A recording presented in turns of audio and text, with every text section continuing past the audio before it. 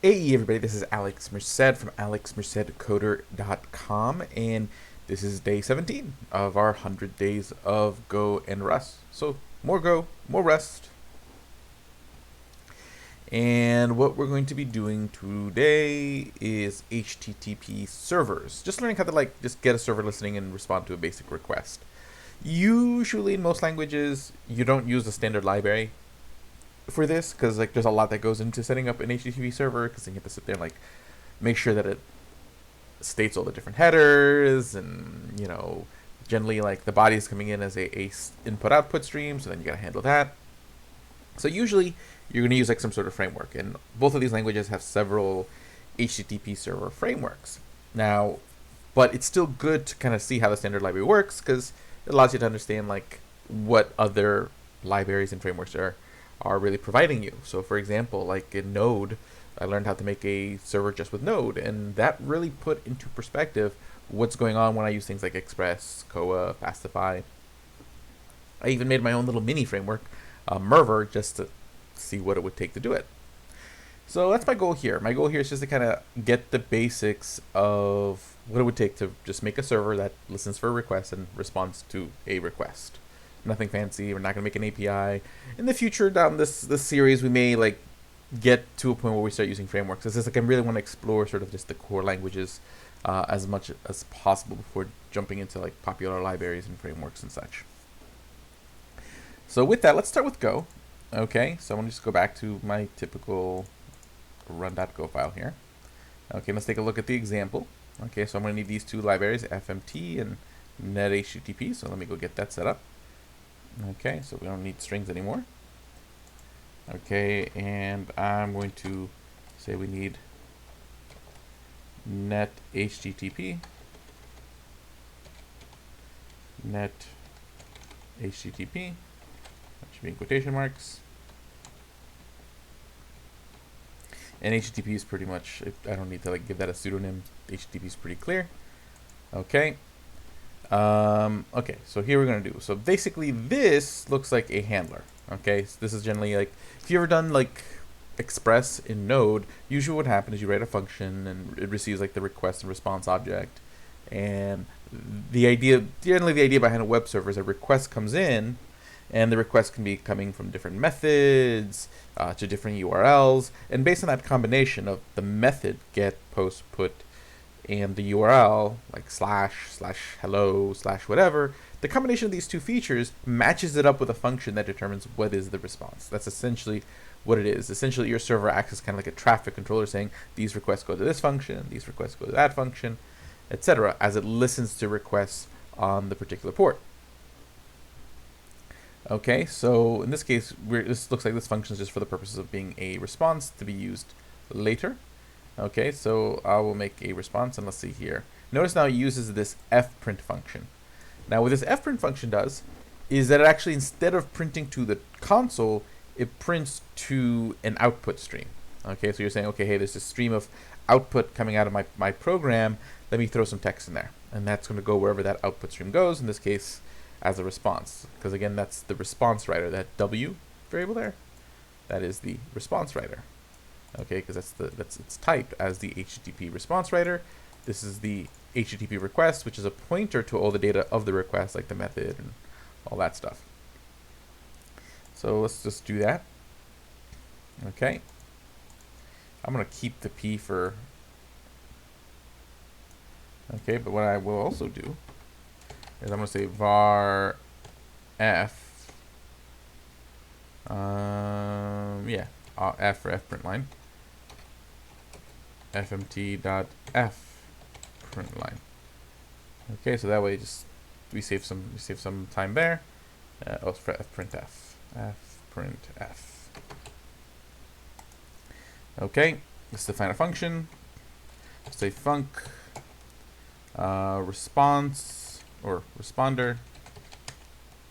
Okay, and then it's gonna be again W for HTTP dot response writer. Let me just make sure that that's correct. Response writer, and then HTTP request. Actually, I just rather call this res and rec. HTTP request. It's a more familiar pattern to me coming from Node. Cool. Okay. Oh, and that should be uppercase request because it has to be exported, which means it's got to be uppercase. Okay, cool. And then I'm just say F. We're printing to res, and I just want to print hello world.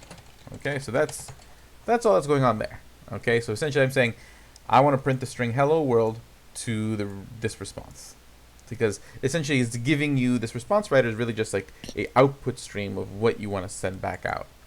Okay, so that's good there. Now headers are just things that you are, every request and response has headers in it. They're just basically the like these little key and value pairs that tell you a little bit about a request. Like literally I can go to any website if I open it up here in DevTools and I go to network here. If I refresh this page, see, these are the different requests going in and out of this page.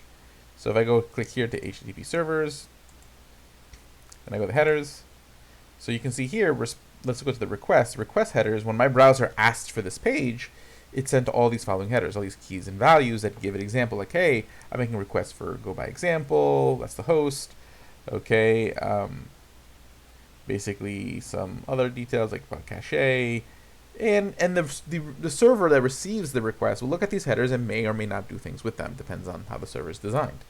Okay, the browser also looks for these headers and makes certain responses based on them. Okay, so cool. So let's see what they're doing here with the headers. Okay, so for name, headers, and range, okay, so basically they're iterating over this header property, and they are printing the headers, like let's see here, for H. Okay, so this is the formatted string, and then we're injecting, okay, so that's basically injecting the key here and the value there, I see. Okay, because its name gets injected in the first formatter like symbol, and this one gets injected there. So you're just writing all the headers to the response. Okay, so let's try that out. Okay, I'll just copy and paste this one.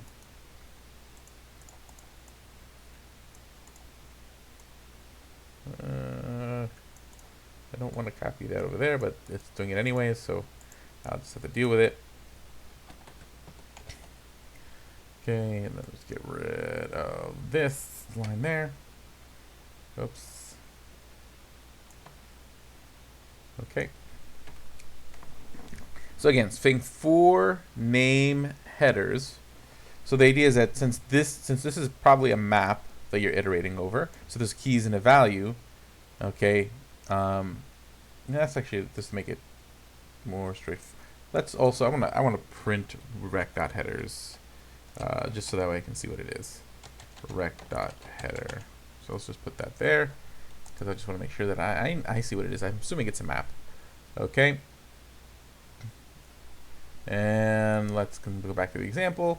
So then here what we do is we're going to create two HTTPs. We register the handlers. So we're saying, hey, when this URL is requested, use this function. When this URL is requested, use this function. And let's just turn on the server and have it listen on this port. Okay, so let's do that. Okay, and if I've used the framework Buffalo, which is for Go, and you see it's like at least this part is like pretty much the same. So I guess that's just like, again, that's just because that's just the way Go works. So this is not like they came up with some weird way of doing it. It's just the way it works. HTTP dot handle func. Just make sure that's the way that's set up. Handle func. Yep. And again, we're going to say the URL, so we're going to say slash, hello, we'll just put slash, and that's going to get respond by responder, and then HTTP, isn't that what I call the function? Responder. Did I miss something here? Oh, I didn't put the pointer there. And that's not where the pointer goes. The pointer goes there. There we go. Handle func. slash headers, and then we'll just use that headers function. Okay, and then we're just gonna say HTTP dot, what was the function for the listener? Listen and serve. Okay, that's pretty, I mean, listen would have been fine, but listen and serve works too. Listen and serve. And it's going to be on port, we'll say port 5000. And let's see here. No.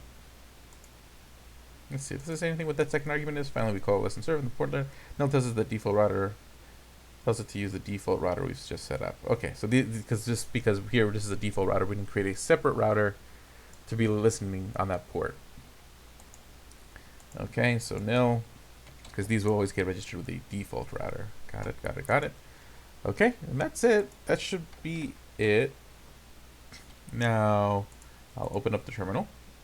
Actually, open up the terminal in that particular folder. So, open and integrate a terminal. Let's close all these things. Okay, and then when we just do go run run.go. Okay, and see it's hung up because we never told it to print any output, so we don't, there's no output showing that the server is running. But I should be running on localhost 5000.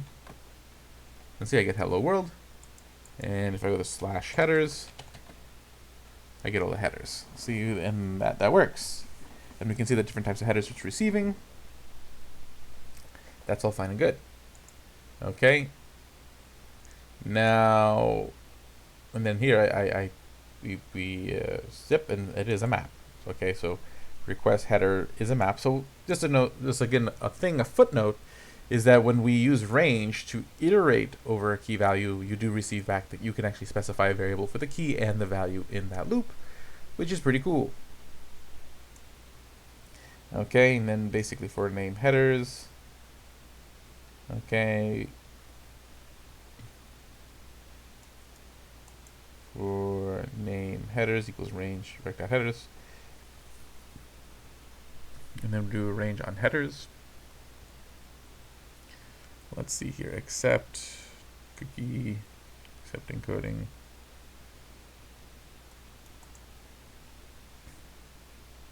Headers. So technically it would be like this and this. Name would be the key, header would be the value, and let me just think about that because it's a map. Here's the key, and then okay, these are arrays, so I guess it's just saying for each value in there. Okay, there's multiple values. Because if for some reason it's always passing, looks like it's passing an array as the value. Because there are things that would pass an array, like if you had like allowed origins header. Okay, so that's interesting. Okay, so also a thing I want to see is like, is there a rec.method? Okay, giving us the method of the request. So I'm gonna turn on the server back on, because that's always used to like allow us to specify different things. So let's just see, do we get that? Yes, we do get a rec.method. So we can use to do like if statements, like if it's a get, do this, if it's a post, do that. And then that's kind of how you would construct things kind of from there. So yeah, okay, that's pretty straightforward. Like that's pretty easy. As usual, okay, Go allows you to do some low-level stuff pretty easy, which is why I really like Go. Why I really like Rust is for the error handle, like just those wonderfully written errors, okay? Which I guess has to be difficult to be able to give you such quality errors, because there has to be a really, really good descriptive set of rules. Okay, so that means you have to really get good with those rules to understand.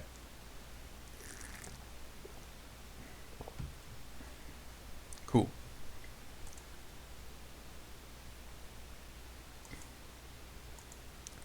Now let's open up the Rust folder, and we'll do the Rust version. So building a single thread. This is from the book. So if you're learning Rust, you go to the Rust documentation. This is like a thing called the book. It's like the book on Rust. I haven't read all of it yet, but generally like that's like the thing you should do. Like it explains how everything works and connects. I'm referring to it as needed. Like I generally like learn most by just like playing and experimenting like we're doing here. But essentially, let's take a look how we set this up. Okay, so we're going to use this library here. So let me bring that over. Okay, so Rust. Let's empty this out. And again, that just means a standard library. There's a net module inside the standard library. And there's a public member called TCP listener. Okay, which stands for, I think it's like telecommunications or something communications platform. Let's see here. Does this tell us here? Okay, like if you're not familiar with like how that all works, like TCP is like the broader protocol as far as how computers talk to each other. So all those ports, like port 5000, port 3000, port 80, these are all TCP IP ports that allow computers to communicate with each other or themselves via the TCP protocol.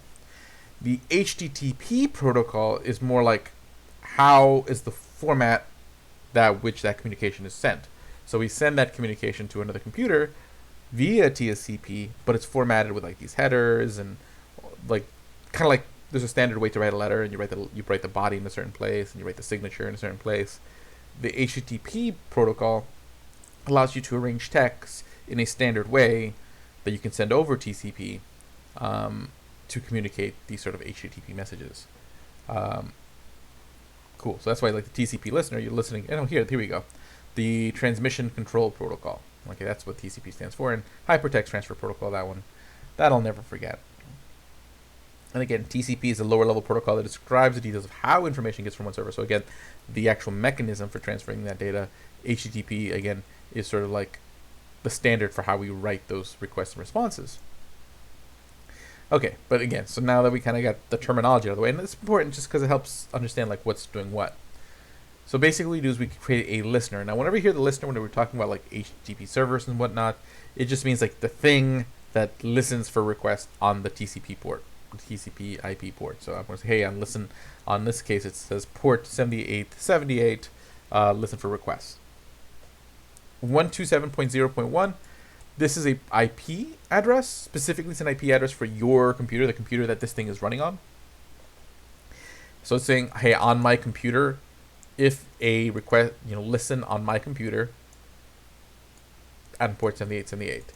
Now, localhost or 127.0.0.1 is particularly built just for local development. Like other computers cannot communicate to you through that IP address because technically so generally, if you did want to set up your computer to be heard externally, you would have to set it up to listen on 0.0.0.0, which just means like all external communication ports, and then external communication can come in just as like a little footnote, just so you know, because like a lot of people will set up the listener, then they'll try to like ping their computer from another computer and they'll be like, hey, it doesn't respond. 127.0.01 is purely for like local communication. And then you have these ports, which can be up to like 65,000. Reason is it's supposed to be it's not that there's actually like 65,000 ports. It's just that the number has to fit within a unsigned 8-bit integer. And the maximum number that can fit in an unsigned 8-bit integer is like 65,000. Okay. So let's see here. So we take the TCP listener and we're going to bind the listener. So that means we're saying, hey, this thing is going to be listening to this here, and then we unwrap it, which usually when I think unwrap, it's like we're converting it to something. But that's fine. And then we're going to say for stream in listener.incoming. So that means for like each request, let stream equals stream.unwrap, print line connection established. So basically it's just going to respond to everything in the same way. Connection established, connection established. Okay, so I'll just copy that. Okay, but we walk through it. So again, this is going to bind it. I'm going to try binding it to 5,000 just to kind of experiment here. And I'm going to change this to hello world. Let me just make sure I don't have I think I still have a server running here, which I do. Can't have two things running on the same port, so I'm going to make sure that I kill that other server. Let's kill these other terminals just to keep things simple. Okay, so let's try it out. Rust C, the compiler, run.rs, and then we want to run the file, /run. Okay, help. If this is intentional, prefix with the underscore stream. Unused variable stream. Let stream equals stream.unwrap. Oh, well, we technically use it, but anyways, let's try it out. Actually, that should still. Oh, nope. That doesn't give me a response. Let's see if I just go to the main. Nope, no response. Okay. Maybe it's got to be specifically 127. Usually localhost is a pseudonym for 127.0.0.1. Well, let's give it a shot. 5,000. Nope.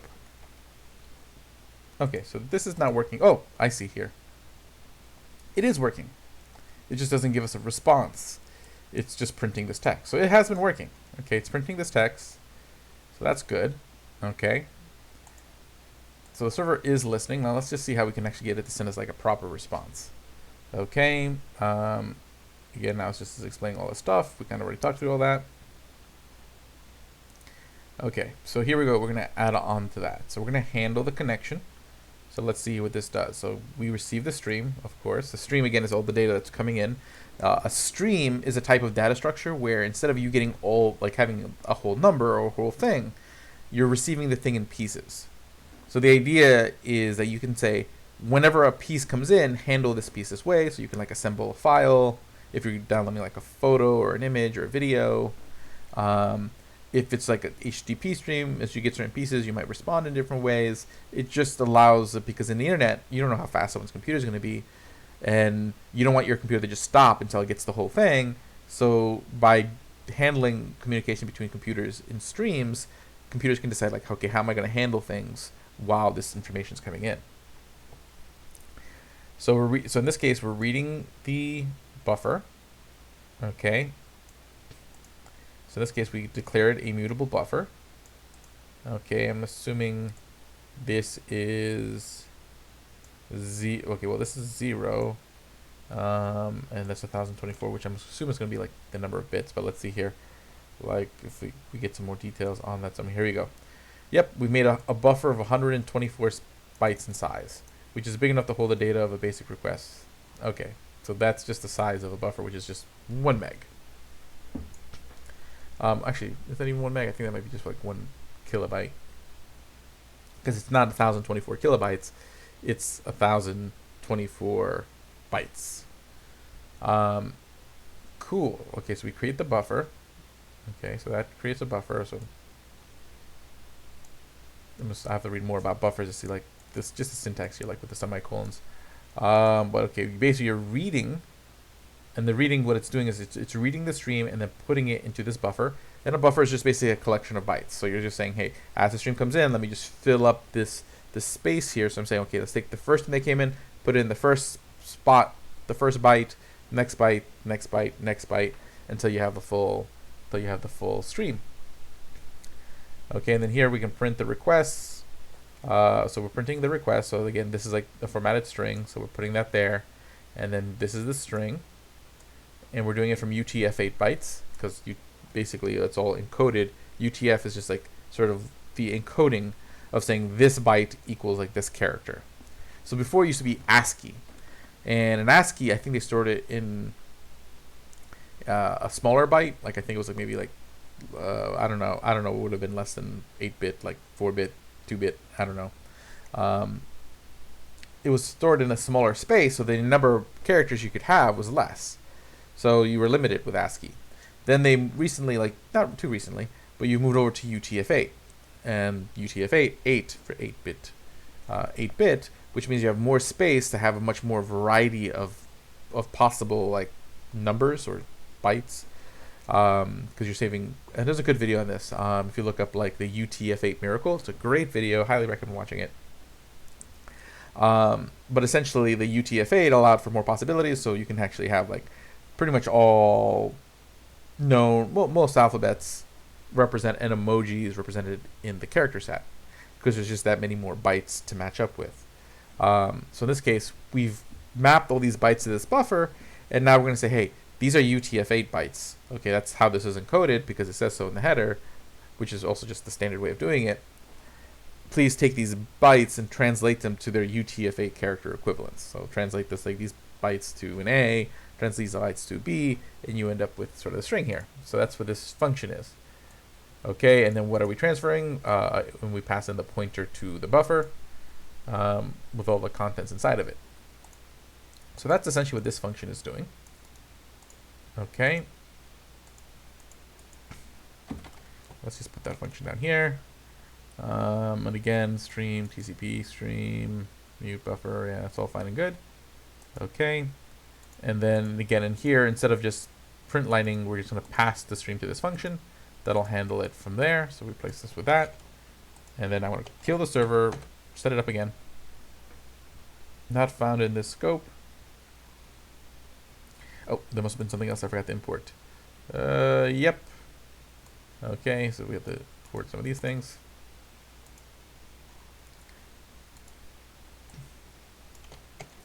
So there's the TCP stream type. That's fine. Now prelude, input IO prelude. Do I see anything that would I assume would be that? Stream. I'm not quite sure what this is being imported for. Okay, because I don't see it being used. Something I'll have to look up later. Okay. Well, let's run that. Let's run that. Okay, good. The server's running. And now let's go over here. Refresh. Again, that's not gonna. All it does is print line. So there we go. We're seeing all the headers. Okay, because it's again essentially an HTTP request is just really a bunch of headers. And so this is what you're receiving as the request. Request get. Let me try to send a request with a body just so we can see what that would look like. So I'm going to open up Insomnia. You can see all we're getting is a get request. But what about other requests? Like again, it's just text that you're receiving, and then the receiving server knows how to handle it. Okay. So let's see here. Localhost 5000. And let's see here. Do I have a body? No, body over here. I don't want to send a file. I want to send JSON. Yeah, that's fine. Cheese. Hello. So that's what I'm going to send. I'm going to send it as a post request. I'm going to get like no response. Okay. But let's take a look at what we get printed out. So here, so you see here, we get the post request. Again, it comes with all these headers telling us like what's going on. Okay, there's like an authorization header. Then it tells us like the length of the content. And then here we get this body. So after the headers, then you would submit a body to the request, which is just a bunch of text that can then be parsed. But you see like the formatting, it's the headers are a bunch of key values. That's how the request starts. Then you put a line break. And then after the line break is the body. Okay, which could be formatted as XML. Like actually let's send a, like here we know it's JSON because we should get a content type header, which I'm not seeing. Oh, where did it go? Oh, there it is. Content, see, content type application JSON. I'm using Insomnia, so it knows to send those headers. But let's see if I try to send it like XML. Okay, so we'll say dog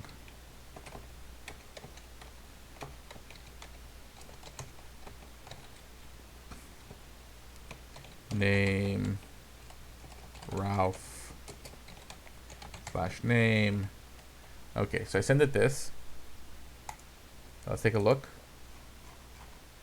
Okay, and then I guess this time it receives content type application XML. So we specify the header, and again, see the body is like a line break between the headers and the body. Okay, cool. Now let's show you one more. Insomnia. Let's do a form URL encoded. So let's say name Ralph cheese Gouda, and then if I send that, okay, see this is what a URL form encoded data looks like. Okay, and see we get this header instead. Okay, just so you can see, like, again, what's really going on when we use all these HTTP servers. It's just this little blotch of text that gets sent over, and we're just parsing it and then handling it. It's just text. So we receive this buffer, this stream, we allocate the memory for it, we then parse the stream, and then we separate the headers from the body and handle the body and parse that as needed. In this case, this looks more like a URL string, a URL query string. That's the format of URL encoded data. But yeah, so that's how the HTTP standard works. Okay. And notice, like, there's no key of body. It's just the body is always whatever is a couple line. It has it separated by a line break. Okay, in case you ever have to read like an HTTP request manually. Cool. But we're still not sending responses though. Okay, we're still not sending a response. We'd like to do that. Okay. So I'm going to skip all this. Now here as we go, we want to write a response. Okay, so let's go here. Now we update the handle connection function. So we're still creating the buffer. We're still unwrapping the request, and now we're going to create a response, which is again a string. Everything is just a string. And we're just going to write this one response here, and then we're going to write the response. So again, there's a stream.write. That means to write to the stream. So we're writing to the response stream on the way back. And then we're going to say, hey, take the response and turn it into bytes, because again, we're sending over bytes that then the other side then receives in their stream and then decodes in using the proper encoding format, which again, there'll be a header. So if we go back to here, there should be a header that tells you it's like UTF-8 typically. 127 HTML application. Do I see UTF-8 mentioned anywhere? I guess this is the assumed that's going to be UTF-8 at this point, because I'm not seeing it in the headers at all. Okay, a lot of other interesting information. Okay, so you can see like what kind of browser it's coming from. All this kind of interesting information is inside the headers. Okay, so let's see here. Let's use this updated copy of the handle connection function. Okay, so again, we read it. We are going to respond with a string, which is just going to be a simple response that just says a status of 200. So we're saying, hey, this is the protocol HTTP. This is a response status of 200, which means okay. Okay, if you're ever wondering what like all the different response statuses, you can just always head over to HTTP cat. There's also HTTP dogs, but this is a fun way to see what the different statuses are. Okay, accepted. Again, what comes back and forth between computers is just whatever those two computers are programmed to send. But the idea is that these numbers prevent like standard ways of communicating. And again, the point of all this is to kind of send data in as compact a package as possible. So if I can send you information about sort of like what the result of your request is in 3 numbers, instead of having to type in like a whole bunch of like explanation, then that's going to be able to, especially in the old days when you had like 56K connections, really kind of help speed things up when every character really can make a difference in how fast that comes over. Okay, so let's see here. Did I already update that? Yep. So now if I run this again, okay, now let's go back over here and I hit refresh. Okay, I do get a response, but notice nothing shows up on the screen because we sent no body. That string currently is just being parsed as a HTTP request in that same formatting. So it knows I got a response, so that's why it didn't give me an error this time. Okay, and I can go over here to the network if I refresh and see like there's the response. And see I got a 200 OK response, but no body. So that's it. Let's take a look at and see there's no response headers because we didn't send any headers either. We just literally sent the response of OK. So now let's keep looking.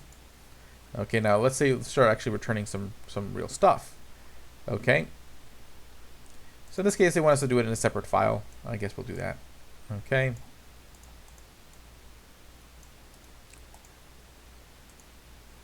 I mean, I can theoretically actually let's see here if I can do this. So like this is I forget what the /r equals. Let's see here. /r in strings. Nope. Here we go. What's the difference between? I know /n is like a new string. I mean, new line. R removes the cursor to the beginning of the line without advancing to the next line. New line moves the cursor down to the next line without returning it to the beginning of the line. The beginning in a Nix environment moves. Okay. Got it. I see. Okay, so just this R just removes, basically, imagine like there's a cursor as you type. This is going to move the cursor back to the beginning of the line and then to the next line. So that's what the RN stands for. Okay. Now I'm assuming that if I want to send some text, I need the header. Now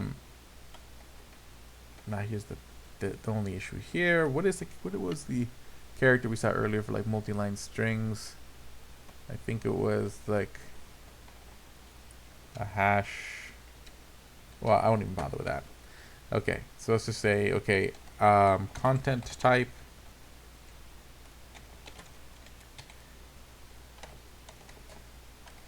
application JSON.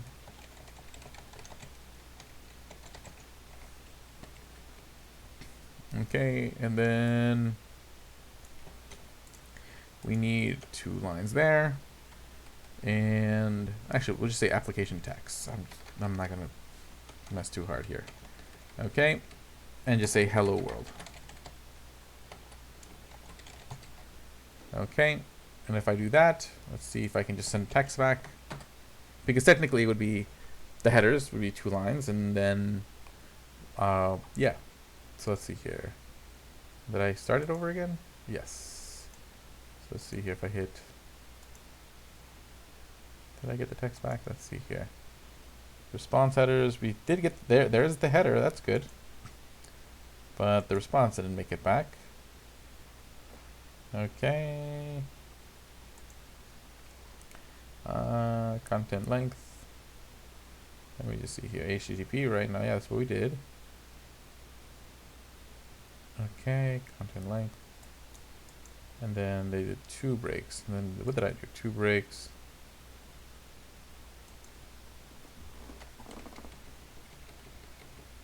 So technically I'm formatting this correctly. So why did we not get the text as the body? Oh, I think I know why.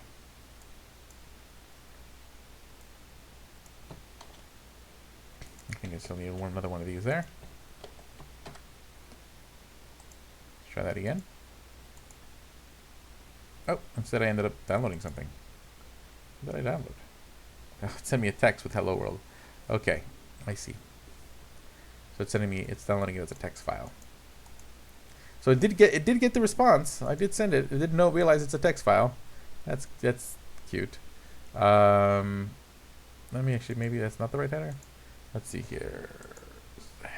HTTP content type headers.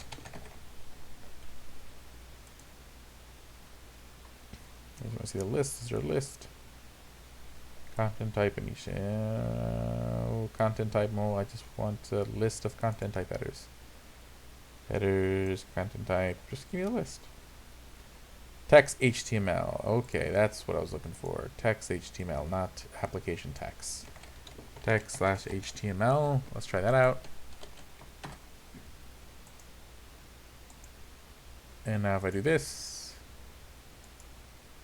and there we go. Hello world. It works. And essentially that is essentially, if you want to set it up as a raw HTTP request, and again, I can put any headers I want here. That allows the browser to handle it. So before, this wasn't the right content type header. So that's why it was handling it. It was just like, hey, there's a body. I don't know what you want me to do with the body. So I'll give you the body as like a text file. So saw it and identified it. But you see, like, the format's pretty straightforward. It's just like 1 line, 1 header. And then when you want to separate the body, it's 2 line breaks. Now that's kind of tedious. This is where, like, in Rust, using like a web framework, which we'll eventually get to, is a lot more, it's going to make it a lot more feasible to do this. Because doing this manually, you're going to spend a day or 2 just getting set up, okay, and getting it into something somewhat like manageable. But again, the reason why it takes so long with Rust is because by having all these hardline rules, you have type safety. Okay, you're not gonna misallocate memory and run into any memory issues because everything's been really kind of strictly defined and set up. And you can set up abstractions to make it easier from there. But yeah, hopefully this gives you an idea of just sort of like if you use things like Actix or Rocket in Rust, or use things like Buffalo or Echo or Revel in Go, you have a better idea of like what's going on under the hood. Again, a lot of that abstraction of what we just saw here is already being done for us in Go. So if I go back to Go, I didn't have to worry about like setting up these headers and all that stuff because they know what's pretty standard and they kind of like are delivering that. Okay, so we really get pretty far along pretty quickly. But yeah, so that's the basics of like how HTTP works, and also just starting an HTTP server with just raw Rust and Go. Have a great day. My name is Alex Merced from alexmercedco.com. Like the video, subscribe to the channel, and have a great day and enjoy.